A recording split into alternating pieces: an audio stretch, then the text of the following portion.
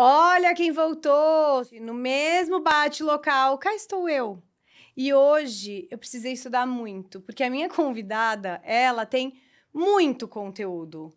E não é de agora. Ela é uma pessoa que cria conteúdos, que engole, devora conteúdos. Afinal de contas, ela é uma jornalista, mãe de menino, casada com um popstar. Ó, pela risada Esse dela, spoiler, vocês já sabem agora quem o é. popstar e a risada entregou.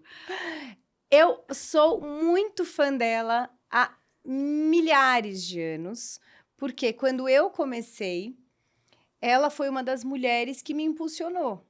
Me recebeu. Seja mais que bem-vinda, Mônica Salgado, que honra, Ai, que Moni, ter introdução você mais aqui. generosa. Obrigada, Betinha. Eu até ia falar mais, mas ia ficar 18 minutos só de introdução. Aí eu falei, as pessoas vão cansar. Já que eu disse que ela tem tanto conteúdo, deixa ela falar Deixa um ela pouquinho, falar. né? Seja bem-vinda, meu amor. Obrigada pelas palavras, muito gentis. A recíproca é totalmente verdadeira. Eu tenho muita admiração por você, não só por tudo que você conquistou, mas pelo esse seu...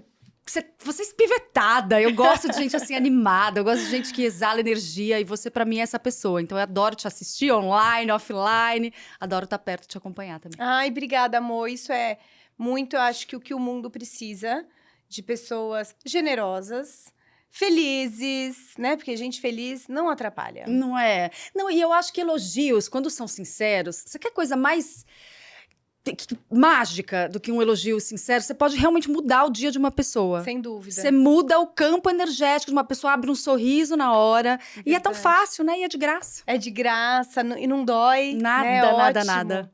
Bom, Mo, vamos lá. Você está preparada? Eu estou preparada. Se você queria já me brifar, eu falei, não, vamos no elemento surpresa, que é sempre isso. melhor. Ao vivo é bom. Quando a gente estudou muito sobre as mulheres, né, que a gente traria, a gente fala muito das mulheres que impulsionam outras mulheres. Uhum. E o seu nome, desde sempre, foi muito falado internamente por conta de todas as quebras de paradigmas que você trouxe na carreira das mulheres, principalmente de comunicação, como a minha. Então, a Mônica, com 20 anos, praticamente, casou-se. Você tinha quantos anos? 25 eu casei. Eu vai fazer 19 anos agora, casada. Maioridade. Maioridade. Atingimos a maioridade, mas namoramos durante quase 7 anos. Antes de casar? Aham. Então, eu estou com ele desde os meus 18. Imagine. Eu conheci ele com 18, começamos a namorar, eu tinha 19. Então, assim, é realmente mais da metade da minha vida. É muito, muito relevante, né? Muito. Na minha formação, assim, nessa mulher que eu sou hoje. Ele me moldou, nos moldamos mutuamente, né? Claro, mas ele era já mais velho, ele é 9 anos mais velho que eu. E já era muito rodado, né? Já tinha quilometragem ali em todos os sentidos. Não era mais um seminovo. Nada, rodadíssimo. E então ele já era um homem muito experiente, já tinha morado fora, já tinha rodado o Brasil e o mundo. E eu era uma garota, uma estudante de jornalismo, tinha acabado de entrar na PUC. Conheci ele no meu primeiro dia dirigindo à noite. Primeiro dia que minha mãe deixou eu sair de carro à noite. Foi o dia que eu conheci. Então, assim, ele acompanhou toda a minha vida na faculdade, no primeiro emprego, nos desafios, chorando, falando, acho que eu não sirvo pra isso, todas as minhas amigas conseguiram trabalho, eu não. Foi difícil o meu começo, assim, no jornalismo. Demorou pra eu engrenar nessa carreira. Eu me questionei muito. Eu não conseguia, Beta. Eu sempre quis trabalhar com jornalismo feminino. Nunca quis fazer TV, nunca me interessei muito. Rádio, fiz estágios, jornal, assim, hard news, jamais, não tem nada que tem menos a ver comigo. Eu sempre quis fazer jornalismo feminino. As coisas não aconteciam pra mim. Não aconteciam. Fui fazer, na minha época, tinha o curso Abril de jornalismo, que era um curso super disputado, todo mundo queria fazer, porque você saía... com emprego garantido. Meio que com emprego garantido. Você podia escolher a revista que você queria estagiar, né? E eu fui fazer, eu queria a L, obviamente, não passava, e as minhas amigas, eu via todas as minhas amigas ali conquistando, e não acontecia pra mim. Até que eu trabalhei na L depois como freela fixo, fiquei fazendo muitas coisas pra eles, mas essas coisas realmente, grande divisor de águas na minha carreira foi a Vogue, em 2007. Mas até a Vogue, em 2007, eu ainda não tinha me encontrado na profissão, te digo isso. Que engraçado. E assim, eu vejo... Bom, primeiro, né, até para apresentar para vocês. O popstar, marido dela, é o Afonso Negro, que era do grupo Dominó, que na década de 80, 90, todo mundo não parava de cantar um só segundo, via todo final de semana na televisão. E que hoje tem uma agenda muito pior do que na época do Dominó, porque ele faz festa e show todo santo dia, praticamente. E o que eu acho muito legal você contando é o quanto vocês dois se moldaram, né? Porque num relacionamento é muito difícil. E você sendo uma mulher de atitude, você é uma mulher que expõe seus sentimentos, você tem muita verdade no que você fala. Não deve ser fácil também o casamento, né? Por conta de confronto. E a gente vem de uma... Graças a Deus tá mudando, mas de uma cultura onde a mulher era dona de casa, cuidava dos filhos, e o homem ia pra rua. E a gente há muitos anos vem mudando isso, ainda tem muito pra mudar. E quando você conta... Não, eu conheci ele com 18 anos, e daí eu casei com 25. E que você também não se encontrava na carreira. Como que era essa relação com ele? Porque ele... É o que você falou, já tinha muitos quilômetros rodados, já tinha tido o auge da fama. E como que era para você enxergar isso? Como autoestima, como confiança? Então, eu com 18 anos, imagine que ninguém tá tinindo de autoconfiança Não. e de segurança. Se nem com hoje a 18 gente tá, né? Se nem hoje, imagina. Então, eu era uma garota, assim, e eu tinha estudado, tinha feito meu intercâmbio, mas é isso, eu era uma menina de 18 anos, que tinha acabado de entrar na faculdade, né? A faculdade é um divisor também de águas importante pra gente, né? Porque você tá lá na sua bolinha do colégio, na vida que seus pais escolheram pra você, porque, né, até o casamento, até você começar a ganhar seu dinheiro, é a vida que teus pais escolheram, né? Você é uma... Mera coadjuvante na sua própria vida. Então, você não tem muita voz ativa. Isso estava começando a mudar, estava começando a trabalhar. Eu comecei a trabalhar muito cedo, né? Com 19 anos, eu já estava trabalhando, ganhando meu dinheirinho. E papai e mamãe sabem que desde então, eu, ainda que estivesse morando com eles, mas eu sempre me mantive. Então, eu era extremamente insegura. Ainda porque eu conhecia um pouco da vida amorosa dele, né? A vida amorosa dele era pública, tinha sido pública, então eu sabia exatamente com quem ele tinha namorado. Então, quando ligava, eu já ficava, sabe? Tipo, me detonava todos os gatilhos de insegurança. E eu comecei a fazer terapia, inclusive, por causa disso. Eu era muito ciumenta. E eu achava que a qualquer momento ele ia me trocar por uma outra mulher mais mulherão, mais, enfim, bem posicionada, mais bem-sucedida e tal. Então, foi muito difícil. Eu comecei a fazer terapia, eu lembro, com 19 anos, por causa disso. E a gente namorou durante 1 ano, e aí ele terminou comigo, na verdade. Aí acabou, com o resto de autoestima que eu tinha, foram 6 meses, assim, que eu fui até o inferno e voltei. Eu me recusava a acreditar. Pedaço de pano, né? Mas, Beta, eu me humilhei tanto, eu sempre falo isso, eu me humilhei em níveis tão desabonadores pra mim. Conta só pra eu não me sentir tão mal com os que eu já fiz. Eu duvido que você tenha, por exemplo, ido, e ele já tinha falado, porque o Afonso sempre foi um cara super honesto, transparente. O Afonso nunca foi um cara de jogo. O Afonso não tem jogo. Ele é preto no branco, ele é capricorniano, ele fala o que ele quer, ele é sincero. Você pode confiar 1000% no que ele te diz. E ele já tinha falado que ele não queria, que a gente ainda se gostava, mas a gente brigava muito. E um dia eu peguei o carro, inconformada, porque nunca me conformei com não. Pro bem e pro mal. A pessoa me fala não, eu falo não, mas eu acho que eu queria dizer sim. Eu não me conformo com não. E aí, eu peguei meu carro e fui lá na casa dele. Bater na casa dele. E tinha alguém lá? Fingiu que não tinha. E ele tava em casa. Porque, obviamente, eu entrei pela garagem, por ter me conhecido, vi o carro. E aí, imagina o sabor amargo de você tocar a campainha, você ouve a televisão, assim, aí, de repente, a televisão abaixa. E aí, você bate, você insiste. Bom, enfim, nesse dia, eu lembro que eu cheguei em casa, chorando, arrasada, óbvio.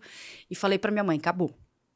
Acabou, não dá. Desci o mais baixo que um ser humano pode descer, agora acabou. Eu apaguei o telefone, eu lembro que eu falei, não quero que ninguém mais fale dele. Aí, nesse dia, realmente, eu resolvi. Depois de 6 meses, a gente voltou a se falar. E a gente namorou e não separou mais. Mas... Nada como também fazer um jogo, né? Não, pois é. E também nada como não, e você percebeu que não ia rolar e tchau. Que não ia, porque eu não poderia fazer mais nada. Porque é isso, quando os dois não querem, é impossível. Por mais que minha vontade não vai fazê-lo mudar de ideia, né? Lógico. E foi muito bom, que eu acho que nesses 6 meses eu fui pra vida, ele foi pra vida. E aí ele entendeu o óbvio. que ele não pensa em mim. Lógico. E que coisa melhor ele não encontraria por aí. E aí a gente se fortificou, assim, os laços. Na sua vida profissional também, então, você custa entender... Mas como assim? Eu não entendi, né? Por que não? Custo a entender, levo pro pessoal. Você leva? Levo, sou extremamente reativa, levo o pessoal, magou mesmo. Sério, assim, amor? E a Mel, que trabalha comigo, fala, Moni, mas não tem verba. Eu falo, mas não tem verba no evento da fulana? Não... E aí eu começo, realmente, aquilo me derruba. É mesmo? Não me acostumo. E eu lembro que uma vez eu até encontrei uma assessora de imprensa com a qual eu trabalhei há muitos anos atrás, e até hoje é super influente, e ela falou assim, você precisa aceitar o não. Aí eu fiquei pensando, será que preciso? Claro que nenhuma coisa que é extrema é positiva, porque também é fonte de sofrimento para mim, mas ao mesmo tempo eu fico pensando, gente... É esse destempero, assim, é essa energia de não aceitar o não, é essa coisa incansável que também me fez conquistar muitas coisas que eu acho muito legais. A própria glamour. A glamour era assim, era não aceitar não em cima de não aceitar não. Porque se eu tivesse aceitado tudo como era previsto pra mim, naquela nova revista que surgia em 2012, ela não teria sido o que ela foi. Sem dúvida. Você até... A gente comenta muito isso... nas rodas, né, de amigas, o quanto você... Fala-se tanto hoje em mídia humanizada, né? Ah, por conta dos influenciadores, e você é uma super influenciadora, e eu não digo nem número de seguidor, é muito mais no poder da sua palavra, o quanto você se conecta com as pessoas. E você já fazia isso com a Glamour, porque quando a Glamour começou, primeiro que eu me lembro, se eu estiver errada, você pode corrigir, ela veio para o Brasil... Ela não era tão conhecida, era uma revista, só que você já trouxe ela muito pro digital e a capa das influenciadoras. Eu acho que isso eu nunca vou esquecer. Porque foi um marco, porque influenciadora era tão desprestigiada. Super. Era assim, ela é influenciadora.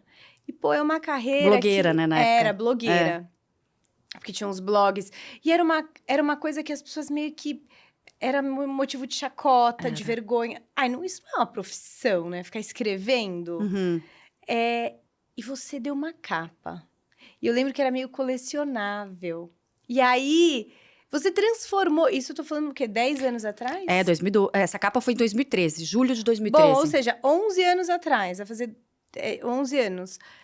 O quanto você rompeu essa bolha do mercado aonde a revista física mandava no mundo... E você mostrou que não. Que as influenciadoras, na época, blogueiras, também poderiam revolucionar mandando no físico. E parece que você abriu uma porteira. Porque depois do que você fez, tudo começou a soar mais natural. E eu também tenho certeza que quando você teve essa ideia com o seu time, na época que você era diretora da Glamour, e falou, vamos fazer... Deve ter ouvido muito não. Foram 6 meses. Foram 6 meses? Foram 6 meses entre a ideia e a gente conseguir implantar, ter as aprovações em todas as instâncias. Sério?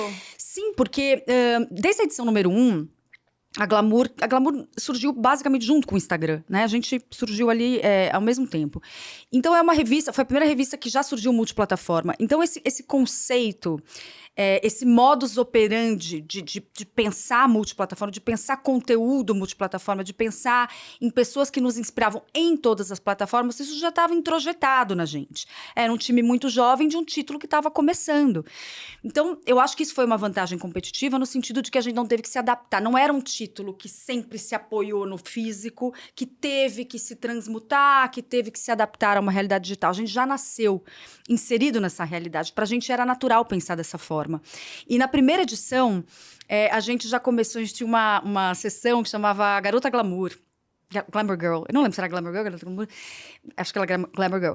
Que foi a Camila Coutinho. Nunca essas meninas tinham saído em impresso. Nunca. Era algo completamente disruptivo. Então, a gente começou devagarinho. Porque a gente pensava, bom, quem é a Glamour Girl? Quem é a garota que inspira as garotas leitoras? Não tinham outras. Eram as blogueiras já naquela época. Né? As Big Five que a gente deu na capa de 2013. Que a gente... Era Coelho, Coutinho, Heleninha Bordon. Heleninha, Lalá e a Tássia. E a Tássia, isso. E todas elas e continuam absolutamente relevantes, se reinventaram, muitas vezes viraram empresárias, mas não deixaram de lado a influência. Mas foi um projeto de longo prazo, assim. A gente começou a detectar, então, esse fenômeno. Então, a gente falou assim, gente, estamos diante de um fenômeno, estamos diante de uma revolução que está começando. Nossos colegas ainda não se deram conta disso. Muito pelo contrário, seguem torcendo o nariz. E existia uma verdade absoluta que rondava ali a Globo Condenaste, que era a nossa editora, que era, essas meninas roubam as receitas publicitárias. Receita publicitária. Era tudo sobre publicidade. Roubam a receita publicitária. Estou começando a chamar a atenção das marcas de uma maneira bem contundente. E se a gente pegar a carona nisso, se a gente começar a prestigiar essas meninas nas nossas páginas, a gente está dando um tiro no pé. A gente está matando o nosso negócio. Então, era a mentalidade que imperava ali. Então, foram 6 meses a gente falando, bom, a gente dando ou não dando é uma realidade que vai prosperar. A gente pode surfar na mesma onda e também pegar carona nessa audiência, porque a audiência delas já era maior que a audiência de qualquer revista, de qualquer site ou de qualquer revista.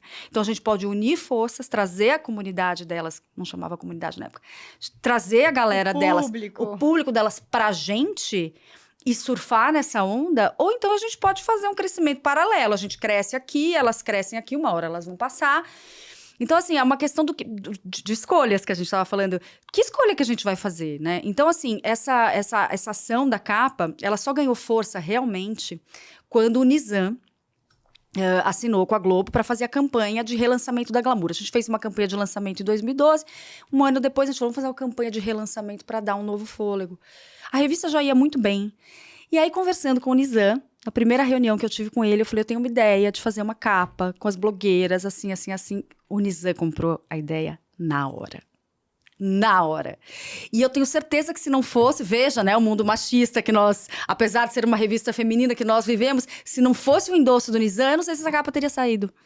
Nossa, e foi assim, juro, um divisor de águas no mercado. Muito potente, eu muito. Eu lembro que teve evento. A gente e fez que a gente tudo. ia nas bancas. Ai, quem tá nessa banca? Qual que tá acabando nessa outra banca? Eram duas capas. Era tão legal, sabe?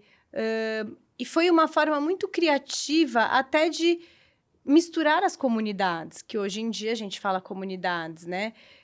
De se apropriar da audiência uma das outras e para tirar a rivalidade entre as próprias blogueiras naquela época. Porque existia, e ainda existe até hoje, né? Mulheres têm rivalidade. Rolou muita rivalidade. Os bastidores, assim, são impublicáveis. Mas a gente foi muito legal, porque elas começaram a fazer campanha. A gente tinha uma campanha para ver quem seriam, entre as 5, as 2 que estariam na capa principal. Porque era uma capa folder. Eu lembro. Né? Eu não lembro nem qual foi o anunciante que comprou a capa folder, então a gente sabia que seria uma capa dupla. Então, o desafio ali era descobrir quem eram as 2 mais bem votadas para estarem na capa principal. E aí começamos uma votação online no site. Então, eram todas elas postando diariamente, pedindo voto. Gente, hoje jamais daria certo, mas a gente tá falando em 2013. Pedindo voto. Saía do ar, assim? Saiu, no primeiro dia saiu do ar. A gente saiu do ar. E aí... Então, assim, a gente ganhou muito seguidor, a gente ganhou muita projeção. Quem não conhecia Glamour, porque naquela época ainda muita gente, a gente tinha 1 ano de vida só, passou a conhecer ali. Então, foi um divisor de águas, eu acho que para a imprensa, foi um divisor de águas para a união do impresso com o digital, mas para a história do título também. Ô, Mo, e quando você fala né, dessa coisa do ouvir o não, de estar rompendo algumas barreiras dentro de uma revista tão tradicional no meio e de um grupo tão grande quanto a Glamour faz parte, quando que você decidiu e falou, não, eu quero me dedicar a novos projetos? A gente tem conversado com muitas mulheres aqui no Perfis que a gente percebe que não é da noite para o dia, né? Você vem alimentando uma vontade. Qual que era a sua primeira vontade, assim? Era ter um veículo seu? Ou era ir para outra revista e a parte como jornalista, influenciadora foi secundária e depois se tornou primária? Como que foi essa mudança, teoricamente, de carreira? Então, não é da noite pro dia e é multifatorial, né? Não tem um fator só, claro. Então, assim, eu já estava num momento em que eu estava há 10 anos na imprensa, né, entre Vogue e Glamour, foram 5 anos de Vogue e 5 anos de Glamour. Então, eu já estava bem estafada da rotina, que é uma rotina pesada, e da qual você não é dono. Hoje a minha rotina é tão pesada quanto, mas eu sou dona dela, né? Isso faz toda a diferença, eu escolho o que eu faço. E E era um momento também que a gente já começava a sentir um declínio muito expressivo. Tanto de receita publicitária, quanto de interesse, de relevância da mídia impressa na vida das pessoas. O digital, àquela altura, eu saí em 2017, já era Sim, um fenômeno super. muito perto do que é hoje, assim. Eu recebia muitos convites interessantes para fazer palestras, para me comunicar de outras formas, e eu nunca podia aceitar, né? Por causa ali do nosso contrato de trabalho. A gente não podia ter ligação com marca, porque isso podia influenciar na nossa isenção. Então, essas propostas passaram a ser muito tentadoras para mim, tanto financeiramente, quanto em termos de experiência. Eu ficava, nossa, imagina se eu fosse. Porque é isso, eu passei uma vida como empregada CLT. Perfeito. Então, assim, também para mim era aterrorizador sair e falar assim, bom, e se eu não conseguir? E se eu não tiver como pagar minhas contas? Tudo bem, era casada, claro que o Afonso seguraria as pontas, mas... E por quanto tempo, né? Realmente isso te aterroriza. E para uma mulher que nunca dependeu, de repente, do nada, tá dependendo? E perda de status, né, Berta? Total. Perda de status. Eu acho que isso é uma coisa que também aterroriza. Você passa a vida inteira também assinando o seu sobrenome do lugar que você trabalha, Mônica da Vogue, Mônica da Glamour, e de repente você vai ser só a Mônica Salgado, e é uma reconstrução, e é um luto, porque eu também amava muito meu trabalho, e eu me dediquei de corpo e alma para Glamour. Era uma relação visceral que eu tinha de paixão com o meu trabalho, muito além do que é saudável, né? Eu acho, muito além do que é saudável. Eu realmente me dediquei muito. Então, eu acho que isso tudo junto me fez ter vontade de experimentar. Eu estava com 37 anos, eu também falei, gente, ou agora ou nunca. Eu quero experimentar outras mídias. E aí, na paralela, eu entrei em contato com o Video Show. A gente tinha muito contato com o Video Show na época, porque eles iam cobrir as nossas capas, né? Fazer matéria de bastidores e tal. E aí, eu entrei em contato com a diretora do Video Show, que era uma querida Kizzy, que é minha amiga até hoje. Já saiu do Video Show. Bom, até porque o Video Show acabou. Mas saiu antes de acabar. E aí, falei, Kizzy, eu tô com uma ideia de um projeto. E eu falei, a mulher não vai nem me responder, né? Imagina, eu tenho a pretensão de fazer um projeto pra TV aberta. E aí eu falei, eu tô com essa ideia aqui, é um quadro, não tinha nome até então, mas eu queria gravar com celular, por causa dessa... Eu tinha muito essa coisa das redes sociais, muito essa coisa do digital, meio que cada vez mais se fundindo com o físico. Se fundindo com o físico, e essa coisa do bastidor, do lado B, sabe? E aí eu falei, vamos fazer um... E aí, pra minha surpresa, não só ela respondeu, como ela falou, você consegue gravar um piloto essa semana? Porque a gente tá reformando alguns quadros aqui. Não, juro. Timing perfeito. Perfeito. Aí me gravei o piloto com a Cláudia Raia. Eu pedi pra fazer, porque ela tava fotografando uma revista de um amigo meu. Pedi, a Cláudia foi incrível, porque ela é generosíssima. Aí fui fazer, menina, ela me liga e fala, o Boninho adorou. Ele pediu mais uns 3 exemplos, porque ele queria ver você mais com as 3 pessoas. O Boninho era diretor de núcleo, né? E tudo aconteceu tão rápido, aí tava tendo aquele baile, como é que chama? O Anfar. O Anfar. O Anfar, aqui em São Paulo. Aí eu falei, gente, eu vou no Anfar, já pego ali várias pessoas e já resolvo. Aí peguei algumas pessoas e aí rolou, assim, a gente assinou. Foi inacreditável pra mim, assim, tanto que foi fácil, entre aspas, porque, sei lá, 2 meses depois eu tava lá. No Projac, entrando no programa ao vivo. Então, naquela época, ele era apresentado pelo Otaviano e pelo Joaquim Lopes, que era uma dupla incrível. E, enfim, foram quase 2 anos muito felizes. E era toda semana? Porque era diário o programa? Mas eu tinha muita flexibilidade, Tá. assim. Eu gravava, até porque era eu um celular, então assim, não tinha equipe. Então era tão bom, era uma liberdade. Eu ia pro Rio, gravava 4, 5, e daí voltava dali a 15 dias. Foi uma época muito leve, muito gostosa da minha vida. Que legal. Ô, Mo, e quando você fala sobre a parte de status, né? Obviamente existe, eu não vou ser hipócrita de falar, você jura que teve? Mas você se decepcionou muito com muita gente ao longo da vida por contar, quando é a Mônica da Glamour, é pedestal. Deixou de ser da Glamour, já não é tão pedestal. Quando é um show ou uma produção incrível que o Afonso tá fazendo, a Mônica, opa, oi Mônica. Aconteceu e ainda acontece muito isso com você, de pessoas que a gente não acreditava que poderiam nos tornar descartáveis e tornaram depois que a gente perdeu esse status? Muito, Mas eu já tinha sentido na mudança da Vogue pra Glamour. Ah, é? Sim. Mesmo sendo do mesmo grupo? Mesmo sendo do mesmo grupo. Porque assim, são categorias, a mudança é públicos. evidente. Assim, a Glamour era uma revista nova, que depois se tornou um sucesso muito grande, tanto de público quanto de anunciante. Mas, obviamente, que a gente percorreu um caminho, né? E a Vogue é a Bíblia, é a instituição. Então, assim, não existia não pra Vogue, né? Você fica um pouco mal acostumado, porque as pautas chegam até você não tem que brigar pelas pautas, elas chegam, as exclusividades chegam até você. Tudo que você quer fotografar vem até você. Quem você quer fotografar vem até... Então, assim, é isso. É um mundo sem não. Que é esse mundo idílico, maravilhoso, em que todo mundo... Que você foi até acostumada a viver nele. Quer dizer, você foi criada nele, né? Eu fui criada nele como jornalista. E as viagens mais incríveis, os convites mais absurdos. Então, todos eles chegam pra você. Então, bem o Diabo Veste Prada, assim? Emily in Paris? Tipo, da história É isso porque era Brasil, né? Assim, você imagina você trabalhar numa Vogue América. Nossa. Imagina... um sonho, assim. Porque Princesa. a gente viveu, hoje não deve ser mais, mas a gente viveu, até aqui na Vogue Brasil, o auge do jornalismo impresso. Mesmo a Vogue, quando a gente fazia na carta editorial, né, que era ali na Patrícia Carta, já era um auge. A gente fazia revista de 400 páginas, porque tinha anunciante. Quanto mais entrava anunciante, mais conteúdo você tem que fazer, né? Pra você manter o equilíbrio. Caramba, uma revista de 400 páginas. Cara, era insano o que a gente fazia na Vogue. É uma bíblia, era insano. A gente trabalhava muito, mas era muito legal fazer o que a gente fazia. A gente sentia que a gente estava fazendo uma coisa muito importante.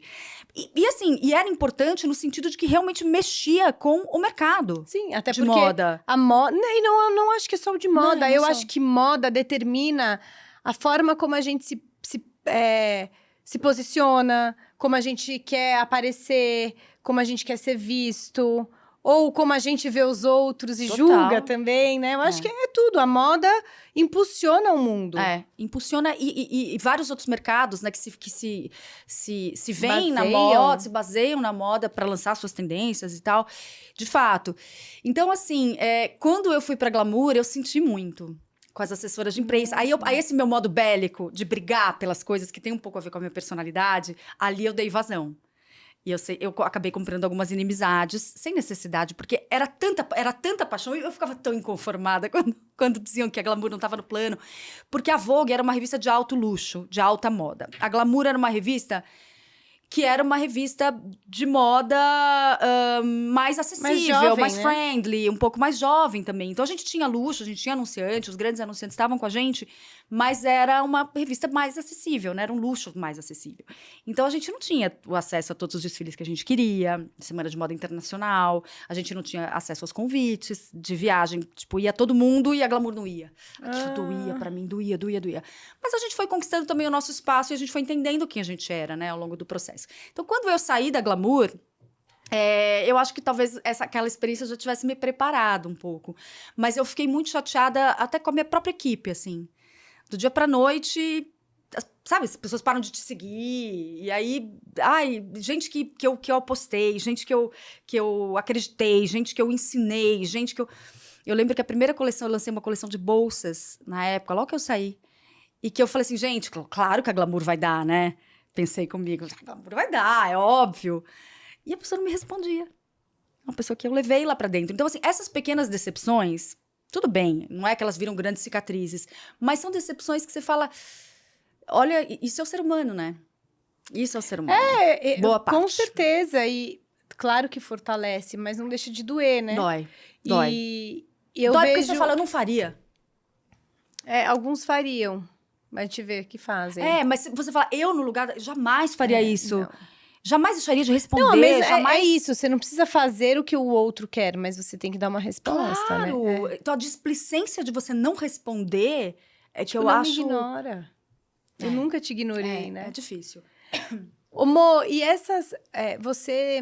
Bom, daí você saiu da Glamour, deixou de ser apenas jornalista, mãe, mulher... para ser jornalista mãe mulher e uma mega influenciadora.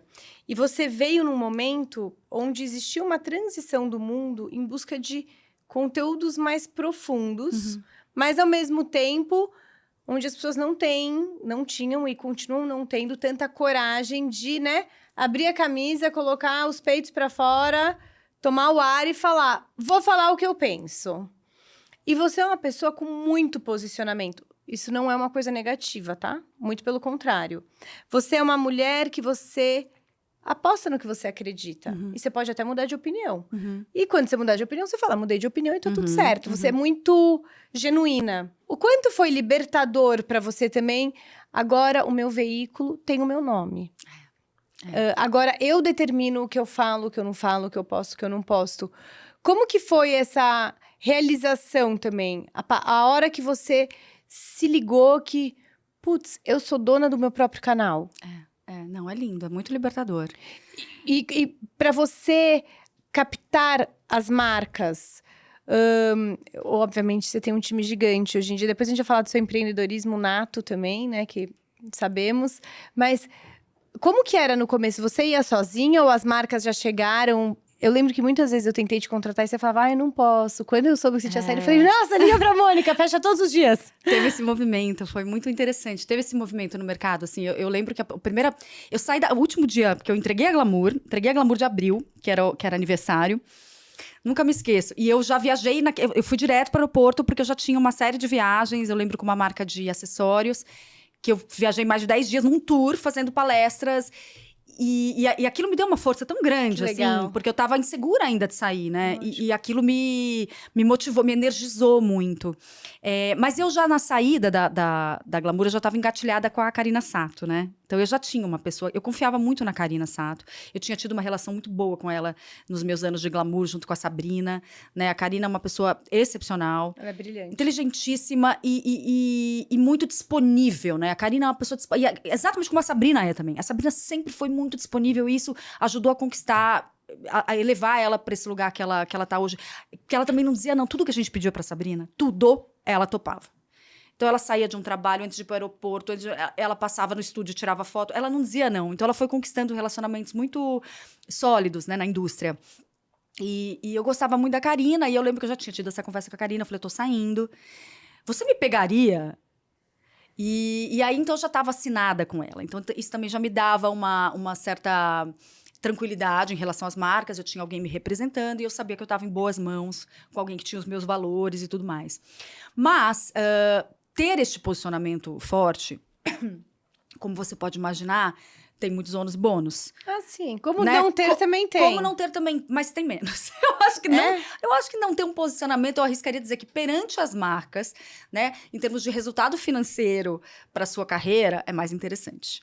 É mais interessante. Porque é claro que você se posicionar e você fecha portas, você abre, mas você também fecha. E dói no bolso. Dói no bolso. Eu sei as consequências de ter já me posicionado e ainda me posicionar. Me posiciono muito pouco, assim. De vez em quando eu falo um pouco de política, eu tenho falado muito pouco. Acabo falando mais de coisas que me incomodam, de cultura woke, de progressismo, de coisas que às vezes que eu vejo hipocrisias. E é esse posicionamento que eu acho que é o que as pessoas mais gostam. E que eu também enxergo, independente de eu concordar ou não. Porque tem muitas vezes que você fala... Você fala, não, acho que não. Que eu não concordo, mas lógico. eu gosto de ouvir. Porque o que eu mais amo é ouvir pessoas que pensem diferente de mim, né? Porque aquilo vai me trazer alguma coisa que me engrandeça. E você, quando eu falo dos posicionamentos, é quando você traz os seus vídeos que você fala sobre a inveja que a gente sente, sobre aquele amigo que nos decepciona, sobre a família que não é perfeita, sobre o corpo que é ou não perfeito. E é esse tipo de posicionamento seu que eu acho que te aproxima de uma forma da gente, independente de concordar ou não. Claro que política, religião, futebol, são assuntos eternamente polêmicos. Mas, quando você se posiciona, eu não tô nem falando desses assuntos. Porque eu acho que tem perfis que se posicionam politicamente muito mais do que você. Sim, eu não sou comentarista política. Um conteúdo jornalístico que você traz, com palavras que fazem a gente se sentir mais inteligente só por entender o que você está falando. Esse tipo de conteúdo seu ajuda a trazer mais clientes, eu imagino, ou não? Não, eu acho que esse tipo de conteúdo, sim, ajuda a fortalecer uma comunidade, ou seja, ajuda a deixar a minha comunidade, que são 700 mil pessoas, como você falou, não é um número impressionante. Como assim? Não, É um número que me Não, orgulha. Claro, Mônica, são obrigada 10 a Maracanãs. 701 mil pessoas que me seguem. Não é que a gente perde a noção, porque a gente vê a Lore em Pro, tá com 15 milhões, a gente acha que a gente tem Exato, pouco, mas não. Mas ainda existe uma dificuldade de chegar nas grandes marcas, né? Com esse número. Eu acho que ainda é um tabu. Você trabalha com marcas. Eu discuto isso com as pessoas. As pessoas às vezes questionam isso. Ah, mas será? Na prática é. Ninguém vai gostar de falar que é.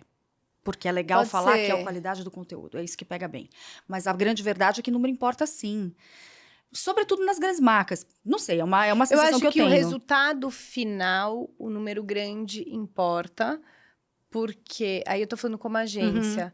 Quando a gente fala, o custo por impacto, por alcance, foi de 1 centavo. Por quê? Porque a gente teve 10 influenciadores que são celebridades, com 10 milhões de views.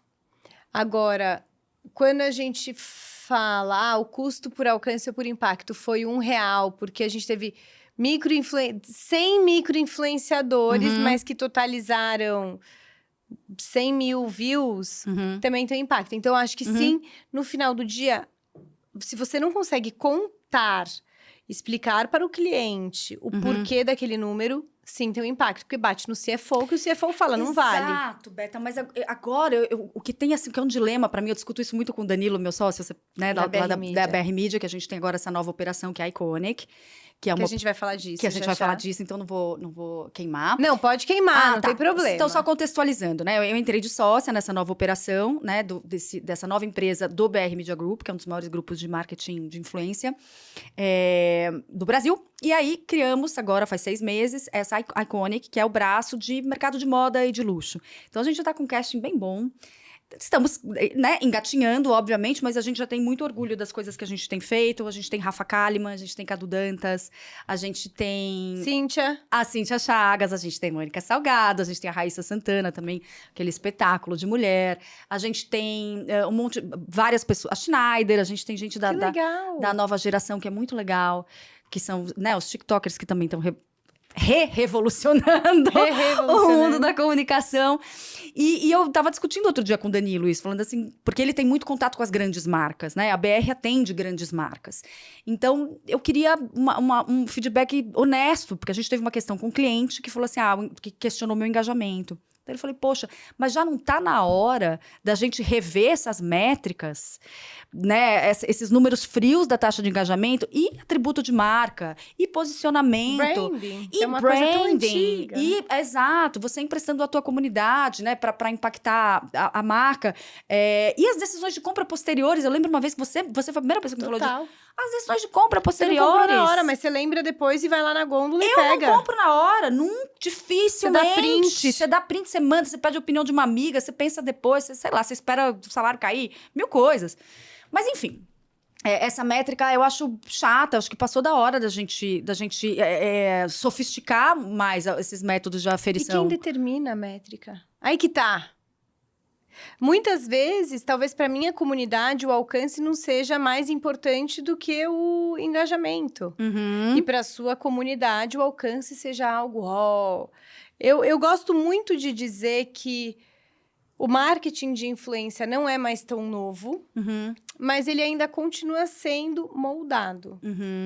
Hoje a gente tem 2 grandes grupos que determinam isso, que é Google com digital, ou TikTok, ou também o Meta, com tantas redes sociais. O TikTok é mais plataforma do que rede social. Mas, assim, a gente fica na mão deles em relação a esses algoritmos. E não só isso, e também as métricas. Mas a gente tem que começar a olhar muito mais para o conteúdo, o que ele trouxe de ensinamento, o que as pessoas vão lembrar da minha marca com esse conteúdo, do que apenas uma foto da pessoa assim. Exatamente. Porque isso aqui era revista. Exato. As pessoas replicaram um modelo Pois é, e aí assim, e é um caminho árduo, né, Betinha? Mesmo junto às marcas. A gente tem muito chão ainda pela frente. Para as marcas entenderem que elas precisam abrir mão do controle absoluto do conteúdo, né? Mas tem um problema. A gente tem marcas com legislações globais muito, muito, muito costuradas e amarradas. Então, eu nunca me esqueço, a primeira vez que eu fiz campanha para uma... ponto de vista. então assim, Primeiro que já começa que o Brasil é expoente em relação a influenciador. Dificilmente você vai para um país na Europa onde uma mulher ganha R$1 milhão para fazer public post. Muito pelo contrário, as marcas falam, como assim? Você tinha que estar pagando pelo meu produto. Eles não entendem o influenciador como uma mídia humanizada, com vida. E, ao mesmo tempo, a gente tem daí um segundo ponto, que são regras, normas. Não pode falar a palavra ovo quando você estiver fazendo um sanduíche. Já não fica natural. Porque só de falarem isso, você já vai ficar com aquilo na cabeça, vai querer falar ovo toda hora. Eu não me esqueço, a primeira campanha que a gente fez para uma marca enorme na agência de produtos para bebês. E a gente mandou o produto para as influenciadoras. Quando chegou na agência, eu falei, não, mas tá levinho. Não pode mandar produto. É proibido. É proibido mandar produto para bebês. Então, você só manda um mock-up. Oh, God. Vocês só mandam algo vazio. Porque é proibido pela lei. Não sabia. Eu também não. Gente. Bebida alcoólica. Acima de 18 anos, por lei, você pode beber. Campanha, não. Tem que ter mais de 25 anos. Campanha tem que ser mais de 25. Então, assim, são regras que você fala, mas pera, como assim? Como a influência entra nesse universo como que é tão... eu vou liberar? Que ainda rígido. é algo quadrado. E não é quadrado por mal, muitas vezes, mas é lei. É o que é. E aí você perde o que é mais precioso da influência. Que é a naturalidade, a genuidade. E a cocriação com o influenciador. Cocriação. Quem conhece a sua audiência é o influenciador. Se você está contando com a audiência do influenciador para conversão, parece muito óbvio que você tem que ouvir esse cara. Mas, claro, entendo. Esse é um bom ponto de vista também. Então, muitas vezes, para uma marca, é mais fácil pegar a Rafa Kalimann para fazer uma campanha de public post assim, do que a Rafa Kalimann sendo ela mesma. E não porque o cliente não queira. O cliente, eu digo, o gerente, o atendimento, o estagiário e etc. Mas porque eles sabem que se ela falar uma vírgula... talvez eles tenham que mudar de novo o post e isso vai ter que passar por 5 equipes e vai sair daqui a 2 meses. É fato. Então, ainda é um mercado que tem, obviamente, as automações dele, né? Muitas coisas já são com inteligência artificial e etc. Mas ele depende de pessoas. O que eu também acho maravilhoso, porque agora com essa era do óculos da Apple, o óculos, onde eu vejo um monte de gente esquisita andando na rua com um óculão e fazendo assim. Eu achei um negócio tipo zumbi. No metrô, tipo então, o que é isso? Pra mim parecia zumbi, a pessoa se drogou e tá ali, sabe? E eu sei que agora sim é o metaverso. Mas eu também não sei o quanto isso me assusta. Porque eu sinto falta, sabe, da relação humana. E você... fez esse caminho inverso, mas você fez a glamour se tornar... voltando pra glamour. Olha, eu tô parecendo... Você fez a glamour voltar a ser as meninas da minha idade na época, que não eram nem adolescentes pra ver Capricho, e também não eram adultas que queriam ficar na Vogue ou na Elle. A gente tinha uma nova melhor amiga. A glamour era um entretenimento de excelente qualidade. Porque a gente humanizou, de fato. A gente fez a equipe se tornar... todo mundo virou influenciador ali. Então, assim, a menina da beleza, ela tinha que... Bom, pra ela falar pra você que esse batom é o mais legal, que você pode comprar, ela tem que experimentar. Você precisa saber quem ela é. Mas, espera, ela é negra, ela é branca, ela tem o tom de pele rosado, ela tem o tom de pele amarelado. Você precisa, né? Era tão óbvio pra mim que você precisava humanizar as relações. E era por isso que as blogueiras, inclusive, estavam sendo o sucesso que eram. Então, a gente criou essa... A gente não sabia quem fazia a revista antes da Glamour. Você não sabia quem era diretor, você não sabia quem era o editor. E a Glamour começou a hypar os seus próprios funcionários. Tanto nas redes sociais, quanto nas próprias matérias da revista. A Vogue fazia isso um pouco, né? As meninas da redação eram muito personagens de revista. Mas na Glamour, a gente entrava como um ser humano, não como um personagem na página. Perfeito. A gente não carregava só glamour, a gente carregava ali quem a gente era. Né? Eu estimulava muito isso no time. A pessoa entrava e falava, abre tua rede social. Que naquela época todo mundo tinha rede fechada. Abre tua rede, assim, as pessoas querem saber quem você é, querem se conectar com você, né? Então, foi muito interessante, assim, esse movimento de transformar. Então, as blogueiras que estão bombando, então vamos transformar toda a nossa redação. Assim, se a marca X quiser anunciar com a blogueira de beleza, ela pode querer anunciar na Glamour também, né? Porque lá também você tem o melhor dos dois mundos. Ah, sim. Tinha isso, você oferecia um pacote mais interessante para as marcas também. Porque a gente tinha que pensar comercialmente, óbvio. Você tem que pensar em posicionamento e marketing. Tem conta para pagar. Mas tem conta para pagar. Eu era muito cobrada. Eu tinha metas bem, assim, agressivas de faturamento e tudo mais. Então, isso me deu uma visão muito interessante também de negócio. E você acha que agora você tá nesse momento, assim, de sair... Tá, eu já transformei o físico no digital, já humanizei o físico / digital, eu já me coloquei como influenciadora madura eu não falo de idade, né? De posicionamento, Você tem muita inteligência, eu já te falei isso, que te ouvir é um bálsamo, mesmo que eu não concorde com o que você fala. Beta, eu tô achando que você não tá concordando com nada, tá até me dando medo. Não, tem coisas que eu concordo, tem coisas que eu não... Quando eu concordo, eu comento. Quando eu não concordo, eu passo. Não, mas é verdade. Por que eu vou escrever, não, eu não concordo? Tem um monte de gente que tem um prazer mórbido de fazer isso. Graças a Deus, ser mais evoluída. Não, eu sou uma pessoa que, tipo, se eu vejo uma roupa numa amiga minha, a não sei que ela me pediu opinião por WhatsApp, falando, você achou que essa roupa tá linda? Eu vou falar, não, se eu não achei. Eu não vou falar, se ela foi com a roupa, é porque ela gostou. Se você, Mônica, postou aquilo, é porque você concorda com aquilo. Se eu não concordo, tá tudo bem. Vida que segue no próximo. E quando você fala, e eu concordo, mas daí eu deixo o textão também, Mônica, eu concordo. Ai, fofa, é verdade. Porque eu sou assim. E eu acho que as pessoas deviam ser também, assim, porque a vida é tão mais delícia quando a gente é assim, que a gente não cria problema, enfim. Pois é, você não fica lá causando no perfil alheio. Você sempre foi muito mais safa no bom sentido, né? Então, você tem um humor muito bom, você pesca, você tem muita experiência, a vida inteira trabalhou com mulher. Verdade. Né? Então, assim, você tá anos-luz à frente de quem não trabalhava com mulher, porque você começou nisso. Eu até comentei que você já entrou no perfil de algum homem? Do Afonso, que é aberto, tem muito seguidor, enfim. Você não tem comentário negativo de homens pra ele. É verdade, jamais. Não tem. Não tem. Não tem. É mulher. Aí ficam falando sororidade. Eu falo, cara, mas qual sororidade? Como que você vê o caminhar das redes sociais pra vida das pessoas, pra emocional?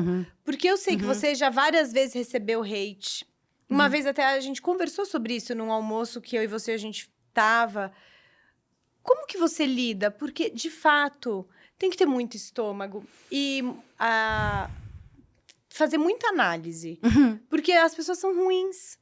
As pessoas são maldosas. As pessoas, enquanto não te veem no limbo, parece que elas não sossegam, sabe?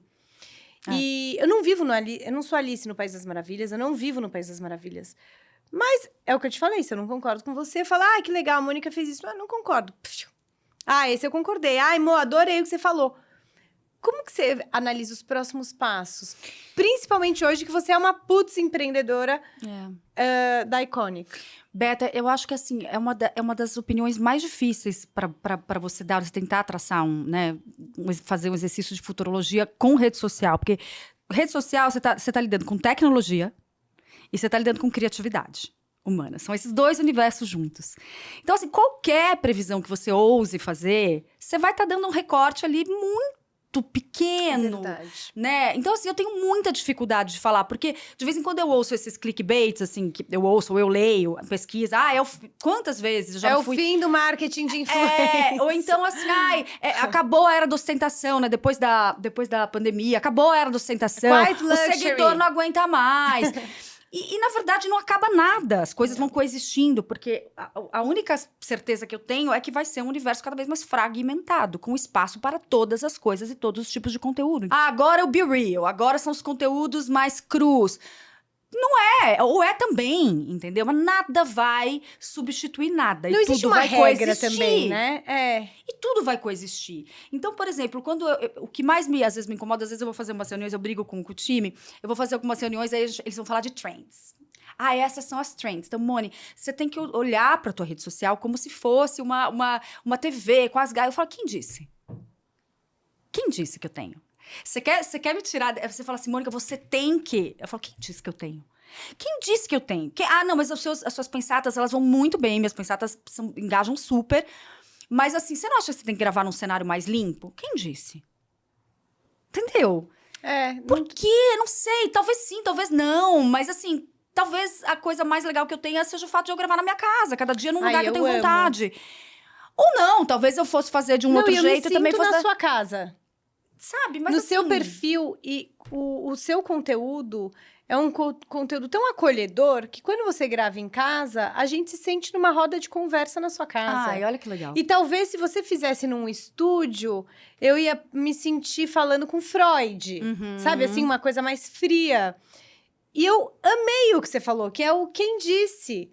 Porque as pessoas têm a mania de querer dar ordem e... Receita fácil, né, Beta?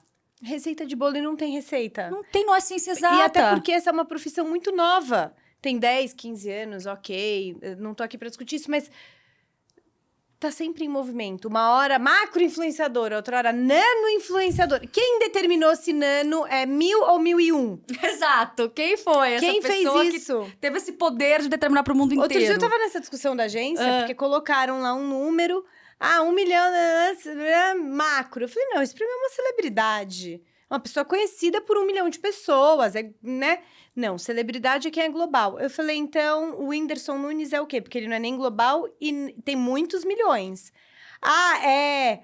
Ele é macro. Eu falei, gente, mas quem disse? Foi tipo isso. Eu falei, mas onde vocês leram isso? É irritante alguém que fica perguntando quem disse, mas a gente precisa ser essa pessoa. Mas eu concordo. Um pouco inconformada. Mas é o seu não. Então, mas é isso. Aí eu até fiz um vídeo disso falando do não suficientismo. Porque assim, Mônica, você vai muito bem nas pensatas, mas... E se você fizesse receitas? Receita no cozinho! Não, eu posso fazer o que vocês quiserem, mas por que assim... você não faz igual sei lá, o Jorge Grimberg, que é maravilhoso, que faz ali com aquele cenário, sempre o mesmo cenário? Porque ele já faz. Parabéns pra ele é excelente no que ele faz. Não, e porque você não tá interessada em fazer hoje. Se você daqui a 6 meses mudar de ideia, tudo bem, mas hoje não. E eu vou te falar uma simples razão pelas quais eu não posso jamais gravar minhas pensatas em dias pré-determinados. Eu só falo o que eu tô sentindo no momento. Eu tenho, tipo, sei lá, 15 roteiros prontos que eu falo, não, hoje eu não tô afim de falar isso. Aí eu vou na terapia, eu trato, sei lá, tipo, uma briga com uma amiga muito grande, já fizemos as pazes, mas a minha melhor amiga da vida, a gente teve um desentendimento. Então, assim, eu só tava pensando nisso. Foram 3 sessões de terapia. E daí queriam que você falasse sobre o amor. Não dá pra falar sobre amor em relacionamentos longos. Outro dia eu falo. Perfeito. Essa semana eu já estou um pouco estremecida com meu marido. Já poderia falar novamente sobre relacionamentos longos. Afinal de contas, são 19 de casada, mais 26. É assunto que não Agora, acaba. você tem 28, você casou com 2 anos. Ô, Mo, se você tivesse hoje falando nisso, o que fazer pelo seu dia de hoje? Uma pensata. O que você... Hoje eu falaria... Hoje o tema da minha terapia foi a minha compulsão. Eu tenho uma compulsão alimentar e... Não tenho nenhuma... Enfim, não sou anorexa, não sou bulímica nem nada. Mas eu sou muito compulsiva. Como eu sou essa pessoa sem limites pra meio que tudo na vida, eu tenho muita dificuldade de colocar limite. Então, assim, aquele fim de semana que eu falo, eu vou comer. Daí eu, tipo, à noite, eu nem tô com tanta fome, mas eu falo, vou pedir uma Pizza Hut. Sabe? Então, eu tenho essa questão. Então, hoje a gente estava analisando, assim, como o comportamento impulsivo, ele é um comportamento que, obviamente, não é determinado pela razão, é pela sua emoção. Você come a sua emoção, né? E bebe, às vezes, a sua emoção. Então, o quanto é importante você trazer para o racional nesse momento e fazer um exercício simples. As boas coisas são sempre muito simples, aliás. Que é, assim, o que isso vai me trazer de bom e o que isso vai me trazer de ruim. Tá? É tão simples que chega até a ser ridículo de falar. Mas é isso. O que tá? Eu vou comer, eu vou pedir, vou lá no iFood, eu vou entrar. Aí antes, pera, o que isso vai me trazer de bom? Eu vou saciar essa minha gana de comer uma coisa gordurosa. O que isso vai me trazer de ruim? Bom, amanhã eu vou dormir mal. Refluxo. Vou dormir mal, vou ficar com refluxo. Amanhã eu vou acordar com a barriga estranha, inchada e não vou ter vontade de malhar. Então, assim, quando você traz pro racional, quando você para, respira e pensa, você pode tomar melhores decisões, fazer melhores escolhas, né? Porque tá tudo nas nossas mãos, no fundo, né? Tem, assim, as consequências de todas as escolhas que você faz.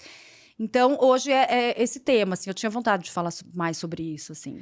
Você sabe o que é engraçado, assim, não é que é engraçado, o que eu quero dizer ultimamente, muitas amigas têm falado comigo sobre compulsões. É algo que não é só você que está sentindo. Eu tenho uma que falou sobre compulsão alimentar, outro dia uma falou sobre compulsão em compras. E ela falou, parece que... Porque a gente estava brincando, né, sobre o quanto é fácil para os nossos filhos. E ela falou, nossa, se eu não compro algo todos os dias, não pelo valor, é como se eu estivesse perdendo alguma oportunidade. Olha só. E a gente estava comentando sobre esses grupos de desapegos também, onde... vendo uma calça de $1 milhão, porque... chegou e não serviu. Aí você fala, ué, mas troca? Ou você não amou a calça? É um imediatismo muito doente, né? E a gente estava falando sobre essas compulsões como um todo. E uma das amigas, que é uma pessoa grandiosa como influenciadora, comentou que a primeira vez que ela falou de compulsão, que foi de uma forma muito sutil, alimentar, ela recebeu muito feedback positivo das pessoas falando que dificilmente encontram acolhimento, a não ser na terapia, mas que para a família, muitas vezes, assim, come porque é gulosa, come porque, nossa! E não, também é um tipo de doença, né? Claro que você... E tem componentes genéticos. Tem, total. Tem componentes genéticos. Então, hoje você falaria sobre compulsão. Falaria. E se você pudesse sonhar uma resenha para falar como foi o seu 2024, o que você falaria? Como foi meu 2000? Pensa que você está escrevendo hoje uma como carta foi o meu pro ano. nosso último dia desse ano. Que legal, que exercício bom. Eu pensei nisso agora, na verdade. Nossa, gênia. Beta gênia, beta Nizam. Beta Nizam. Tá, eu acho que eu diria assim... Parabéns, você deu passos largos rumo ao controle da sua compulsão ou das suas compulsões. Você fez melhores escolhas esse ano.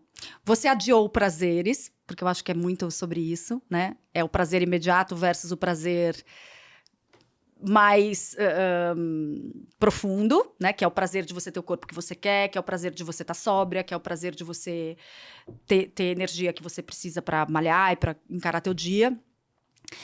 Você foi muito próspera. Quero ter sido muito próspera. Esse ano começou muito bem. Tô sentindo que tá aquecido o mercado. Tô achando bom. Amém, né? Amém. Assim seja. O Talk foi um sucesso. Talk com Moni, que vai ser agora dia 20 de abril. Rodou o Brasil. Rodou o Brasil, agora nas suas versões Pocket. E vamos lá. Você comprou seu jato? Você comprou seu Como jato pra você fazer todas as suas selfies na porta. Quero fazer selfie na porta. E você está criando um adolescente decente, porque ele vai estar indo dos 13 para os 14, né? É aquela virada de chave importante. Então, você conseguiu criar está formando um bom ser humano. Acho que isso é a coisa mais importante. E é a que a gente menos domina, né?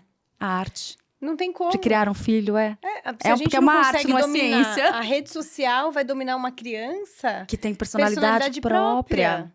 Ô, Mo, e em relação... Só pra gente finalizar. Prometo. É que o papo ficaria aqui a tarde inteira. Então, foi bom. A gente não percebeu. Eu queria muito saber sobre essa veia empreendedora, né? Então, a gente já viu... aliás, a gente não falou do Talk com o Moni, que eu tive a honra de estar presente. Sim. E que, para mim, foi um dos eventos mais grandiosos em relação a conteúdo e uma comunidade engajada. Eu fiquei muito, muito impressionada. As pessoas vão cedo e vão embora na hora que acaba. E elas saem de lá com a cabeça borbulhando de novas ideias e como colocar em prática. Essa veia empreendedora, quais são os próximos passos? Não só o Talk com o Moni, com o Pocket. E se você está assistindo e não é de São Paulo, você tem que pedir um Pocket na sua cidade. Boa. Iconic também. Então, você representando homens e mulheres do mercado e que precisam dessa gestão e desse planejamento. E que mais? Conta um pouco dos dois de forma Tá. rápida, para não acabar com o seu tempo. E também, quais são os outros passos? Já tá bom de passo. Eu quero agora fortalecer esses passos. Perfeito, pisa firme. Na verdade, tenho mais um pequeno passinho muito prazeroso, que vai ser o lançamento do meu livro. Meu primeiro livro, agora junto com o Talk, que vai chamar A Vida Que Não Postamos. Pensatas Atrevidas. Meu Deus, sobre o mundo on e perfeito! offline. Tá prontíssimo, assim. Já tem... Não tá 100% finalizado, mas tá, assim, 90%. Tá belíssimo. Maior orgulho pra mim. E aí, a gente tem na paralela o Talk. O Talk é um evento de influência digital, mas com foco nessas áreas de onde eu venho, que é moda, beleza e lifestyle. Então, ele é um evento não só para o influenciador digital, mas para todo e qualquer ser humano que quer aprender a usar as redes sociais para dar visibilidade para o seu negócio. Ele pode trabalhar para uma marca, ele pode ser um profissional liberal, um advogado, um arquiteto, uma nutricionista, uma médica. Ela pode ser uma influenciadora, pode querer ser uma influenciadora. Eu acho que o grande diferencial do Talk, olhando para todos os eventos, tem eventos incríveis de grandes amigas minhas, é que o Talk, ele é um evento que ele é conteúdo e entretenimento. Eu gosto muito de que ele seja uma experiência. Eu ia falar sobre isso, que quando eu fui, quero me que seja só surpreendi conteúdo. com as experiências que as marcas proporcionavam pra gente. Enquanto a gente tava lá, tinha o Talk, me parecia um pouco... um lugar de experiências mesmo. Aqui eu posso só ouvir. Aqui eu posso ouvir, mas eu também posso fazer uma maquiagem. A gente tinha Sisley, vai ter Sisley de novo. Então lá, você tinha a chance de se maquiar com aqueles produtos maravilhosos da Sisley. Você podia tomar uma tacinha de Chandon, a Grande Cru. Você podia comer um brigadeiro, você podia... tinha muita se experiência. perfumar. Você podia fazer tanta coisa. Porque o que eu percebo?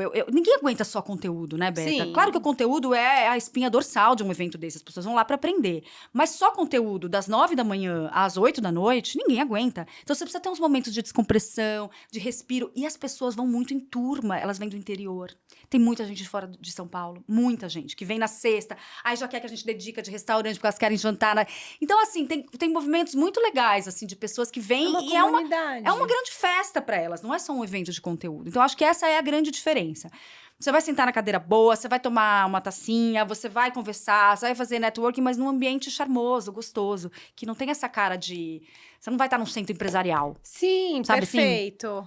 Entendeu? Muito pelo contrário, o que eu fui foi na Casa Petra, por exemplo, que é um lugar magnífico para eventos. Teve no Casarão... Teve no Casarão Higienópolis. Higienópolis também. Que também é super charmoso, mas é pequeno, infelizmente. Mas é uma casa, é uma né? delícia Também é aquele uma lugar. coisa maravilhosa. Eu queria fazer sempre ir ali. E agora a gente vai fazer no JK Iguatemi. A gente pegou todos os espaços do JK. Vamos ter 2 palcos. Olha a Pensata de 2024 se realizando. É isso, não é? E queremos Beta lá, obviamente. Dia 20? Dia 20 de abril, já checa a sua agenda. Já temos alguns nomes confirmados. A Malu Borges, que eu acho que é o momento. O momento da influência. O momento da influência. Essa menina é um case. A gente vai fazer, tipo, a anatomia do case. Vai ter uma entrevista especial com ela, só com ela. Ela é maravilhosa. Ela é uma lançadora de tendências total, global. Global, vamos dizer. Ela não é uma herdeira que, nossa, era super famosa. Não. Se fez ali. Se fez. Conteúdo maravilhoso. E eu estive com ela num evento de trabalho outro dia. E ela é, além de tudo, inteligentíssima. Simpática, educada, entregue. Nossa senhora, que educação que ela tem. E a mãe dela é a mãe dela cuida dela. Eu vi, né? Eu não conversei, mas eu a vi, eu tava contratando. A mãe dela é inteligentíssima. Um amor de pessoa. E a mãe dela é professora de moda, de universidade, de pós. A mãe dela tem uma bagagem, uma cultura. Márcia, se estiver ouvindo a gente. Que legal. Que é uma querida, assim. E é um exemplo de mulher que, assim, é isso. Sempre responde, sempre dá um jeito, sempre tenta. Entendeu a importância do toque, que é uma coisa que eu também, às vezes... Ninguém é obrigado a entender a importância do toque, ninguém é obrigado a sonhar. Meu sonho, seu, claro, né? é meu. Mas eu fico triste, às vezes, quando eu vejo, sei lá, tantas meninas que eu acho tão incríveis em eventos de inovação. Mas eu falo, mas esse é de influência, é o teu business, vamos fazer. E aí, assim, quando a gente começa a vender o toque, eu falo pra Mel, minha gente, falou, está aberta a temporada de humilhação. Ai, muito bom! Amor, mas a gente humilha pras marcas, a gente se humilha pra si, speakers. Normal. É isso, mas também Você a não gente se humilhou lá humilha... atrás pra Afonso e não deu certo? Não é, então. Ah lá, a gente né? tá voltando é toda pro uma começo da nossa vida. É conversa. toda uma vida na humilhação. Depois da humilhação, vem A sempre a exaltação. É isso. Pensa Não, dessa tá forma. acontecendo, tá acontecendo a exaltação, vai ser maravilhoso. E a Iconic, na paralela, também veio completar aí essa minha trajetória. É muito legal a gente poder traçar o posicionamento, ajudar as pessoas a se posicionarem. São pessoas que muitas vezes já têm vários seguidores, mas querem se inserir no mercado de luxo, sabem a importância de você estar num mercado lançador de tendência, num mercado que abre muitas portas. Então, é uma coisa que eu nunca fiz e que está sendo muito prazerosa, muito legal. Ai, que demais. Eu tenho muito orgulho. Você me inspira muito. Eu já te falei isso 199 milhões de vezes. Amo suas pensatas, mesmo quando eu não concordo com elas. Sabia? Eu ia falar isso, óbvio. É óbvio que sim. Óbvio que eu ia falar Eu isso. vou ficar Não, encucada com isso agora. para, né? Vou falar o que a Beta acharia dessa pensata. Publico, não publico? Mando pra ela? Não, você sempre pode publicar. Não sei quando você esteja falando um grande palavrão. Então, se você não comentar, eu já sei que... Não, é que às vezes o algoritmo também não entrega, né? Tem isso. mesmo. Não, quando às vezes não. Eu sempre vou dar like quando eu enxergar tudo das minhas amigas. Pode ser, minha amiga pode Também. estar pelada fazendo um nude e eu ser contra, que eu vou dar like, porque ela merece meu like agora pra depois dar um puxão de orelha. Eu só não vou comentar, falar: "Nossa, amor, eu concordo 100%". É lógico, nem deve. Não. Porque eu só passo falar, não concordo, Sim. mas eu gosto muito de ler os comentários também, Aham. inteligentes, obviamente, Sim, sem ser os haters. Sim, tem Porque muitos. eles me fazem crescer como pessoa. Verdade. Mas eu queria te agradecer, dizer que é uma honra ter você aqui com a gente. Eu que que você diga. foi, vou falar a verdade, a primeira mulher gigante do mercado a abrir as portas para mim e para Priscila. Uhum. E ela deu muito apoio pra gente na carreira. Muito, muito. Eu e a Priscila, a gente nunca esqueceu disso. Não é verdade que a gente sempre fala isso? Ah, que fofa. Então, de verdade, a gente é muito grata a tudo que você faz pelo mercado e o que você fez pra gente quando a gente era assim, ó, desse tamanho. Porque agora que a gente tá na crista da onda... Aí, meu amor. Aí as portas se abrem sozinhas, é portão automático. Mentira, não se abre não, a gente se humilha também. Mas, lá atrás, você foi uma rainha com a gente. Então... Pra mim mesmo, pessoalmente, é uma honra ter você aqui hoje. Beta, não tenho palavras para te agradecer. A gente se acompanha há tantos anos, né? E já crescemos muito, né, ao longo desses anos, felizmente. O prazer é todo meu, a honra é toda minha. E além de toda a admiração profissional, eu tenho muito carinho por você, pela sua pessoinha, obrigada, que eu acho uma amor. pessoa adorável. Obrigada. De seguir, de conversar. E espero você no talk, tá? Posso já pegar Dia esse 20 de Pode. abril? 20 Então tá, de a gente tá abril. gravando. É um sábado, não é? É um sábado. Fala, não, é terça. Óbvio que é sábado. Você um acha que as sábado. pessoas vão vir de outra cidade, ninguém trabalha? E vai ser muito legal. Espero você. Obrigada. Estarei Obrigada lá. pelo papo maravilhoso. Muito obrigada. Que você seja sempre, assim, abençoada, protegida. Amém. E saiba que, mesmo quando a gente incomoda, a gente tá trazendo conteúdo. Isso é muito importante. É verdade. Um beijo, Um minha beijo. querida. Obrigada, meu Obrigada, amor. gente. Pessoal, espero vocês na próxima. Eu não vou dar spoiler de quem vem, mas eu acho que vocês vão adorar. Tenham certeza que... Gostei muito dos nãos, que a Mônica falou que não aceita. Então, eu também não aceito mais vocês não darem um like nesse vídeo, porque eu mereço, tá bom? Estou me empenhando, entendeu? Uma mulher aqui, ó, dando as caras, se humilhando. Mentira! Foi super divertido, eu tenho certeza que vocês vão sair cheios de conteúdo. E não esqueçam que no dia 20 de abril tem o Talk com Moni. Se você não foi... Você vai ficar com FOMO, porque assim é um dos melhores eventos sobre marketing de influência que tem hoje no Brasil. Um beijo!